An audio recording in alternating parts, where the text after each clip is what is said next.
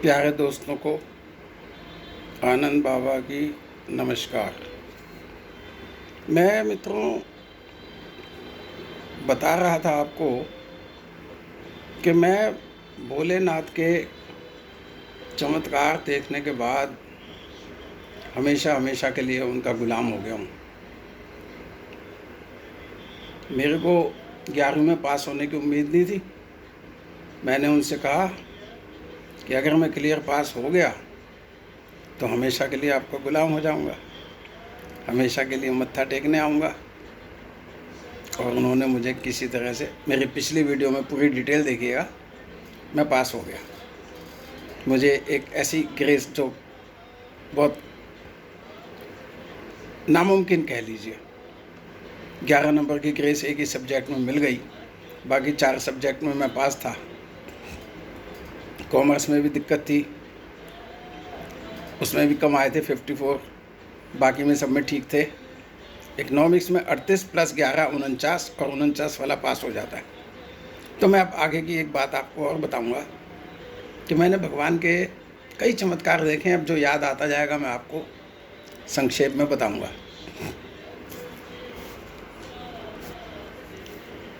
तो मैं आपको आज बता रहा हूँ, रामलीला चल रही थी परेड ग्राउंड में। दिल्ली का परेड ग्राउंड है, आपने सुना होगा।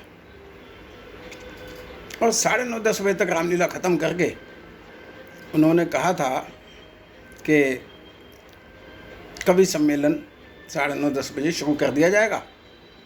तो मैं अपने 2-4 दोस्तों के साथ बैठ गया जाके। रामलीला ख़त्म होते ही कवि सम्मेलन में थोड़ा मेरे को इंटरेस्ट था।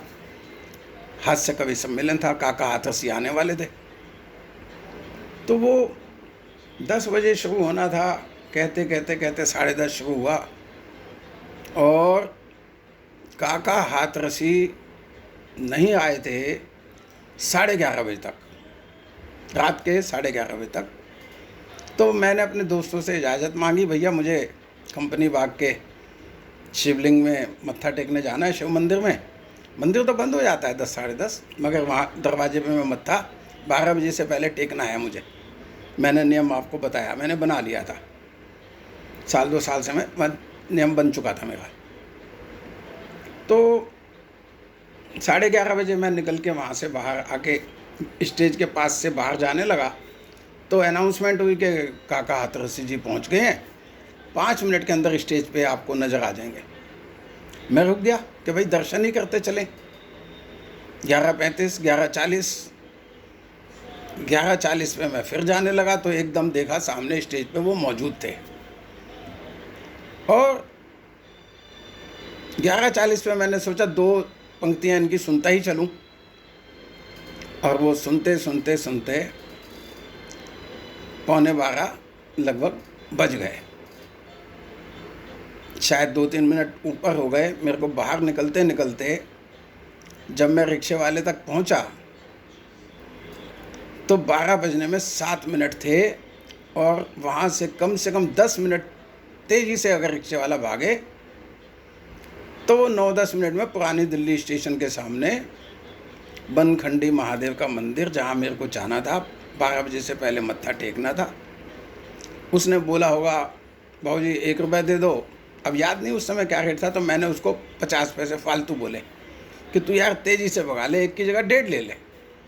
उसने कहा बाबूजी जितना तेज़ चल सकूँगा चलूँगा मैं। रामलीला के दिन है, पैदल लोग भी निकल के जा रहे हैं, आप देख रहे हो। खैर मैंने भगवान से दुआ की कि भाई 12 बजे से पहले मेरे को टाउन हॉल का घंटा बजता है, उससे पहले मत्था टेकने में मैंने आज तक तो कभी डिले किया नहीं है, तो आज भी कृपा रखना मैं लेट ना हो जाऊं। पागल सनकी में देखो वहाँ टाइम ख़राब कर दिया। और भगवान से कह रहा हूँ, रिक्शे वाले ने भी बहुत दौड़ाया जी। उसको मैंने कहा तू, रिक्शे वाले को मैंने वहाँ खड़ा किया सीढ़ियों पर, मैं कहा आके पैसे दूंगा, 2 मिनट ठहर जा, जाइयो मत। मैं फटाफट सीढ़ियाँ उतरा, चप्पलें एक साइड में करी, और जिस जगह मेरे को मत्था टेकना होता था दरवाजे के पास, दरवाजे पे ताला लगा होता था, बंद हो जाता था वो, सामने से शिवलिंग के दर्शन कर लो। कभी भी जाके। तो जैसे ही मैंने ऐसे मत्था टेका, टाउन हॉल का घंटा बज गया। मत्था टेकते ही, माथे से हाथ लगाते ही घड़ी देखी। मेरे पास रिको की घड़ी होती थी, एक एक सेकंड सही देती थी, और डेली उसको समाचार के टाइम पे चेक करता था। आधा एक मिनट तो वो साल में आगे पीछे जाती थी, आगे होती थी। आधा एक मिनट साल में। उस दिन 12:02 पर टाउन हॉल का घंटा बजा, जो मैं अक्सर चेक करता था कि टाउन हॉल का घंटा ठीक 12 बजे बजता है, एक एक घंटे बाद बजता था। मैं हैरान था कि ये 2 मिनट लेट क्यों है। क्या मेरे माथा टेकने का इंतजार भोलेनाथ जी ने उसको बोल दिया था कान में जाके? अगले दिन मैंने देखा मेरी घड़ी बिल्कुल ठीक है, आकाशवाणी से एकदम सही है। तो ये 2 मिनट घंटा लेट क्यों हुआ भाई, जो कभी नहीं हुआ आज तक? एक मेरे चिड़ियाखाना में जहाँ मैं रहता था, एक काम था प्रसाद माथुर, अच्छी तरह मेरे को नाम याद है उनका। वो रेडियो भी ठीक करते थे, मगर एमसीडी में बहुत बड़े ऑफिसर थे। टाउन हॉल में उनका दफ्तर था। मैंने कहा यार, कभी इनसे इस तरह की बात तो नहीं की। रेडियो जरूर 2-4 दफ़ा ठीक कराया हमने, शौक था उनको, वैसे तो वो अफसर थे। मैं कहा यार चल के देखते हैं टाउन हॉल में। मैं पहुंच गया। अब मैंने जाके वहाँ पूछा, कामता प्रसाद जी का दफ्तर। अरे वो सामने ही बैठे हैं, वो दफ्तर उनका है, जाओ। वो बहुत विराट रूम था जी, कमरे का उनका, ऑफिस का बड़ा कमरा था। मैंने उनको पैर छुए, नमस्ते की। अरे भाई, अरे तू कैसे आया यहाँ पे?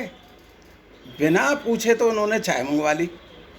मैंने उनको प्रॉब्लम बताई कि भाई टाउन हॉल का जो घंटा 12 बजे बजता है रात को, वो रात को 2 मिनट लेट बजा था।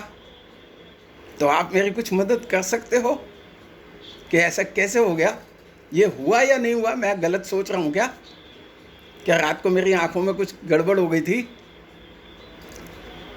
तो उन्होंने एक आदमी को कहा कि जरा उसको बुला के लाओ, जो जिसकी ड्यूटी रहती है ये रात को भी। और उसने कहा जी रात वाला तो चला गया, दिन में मेरी ड्यूटी है।